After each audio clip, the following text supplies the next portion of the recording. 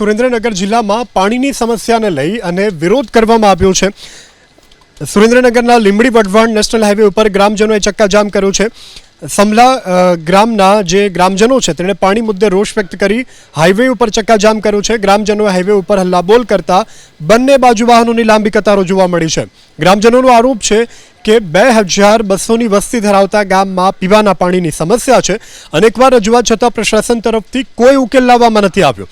ગ્રામજનોએ હાઈવે ચક્કાજામ કરતા લીંબડી ડીવાયએસપી સહિત પોલીસનો કાફલો ઘટના સ્થળ પર પહોંચ્યો અને મામલો થાળે પાડવાનો પ્રયાસ કર્યો।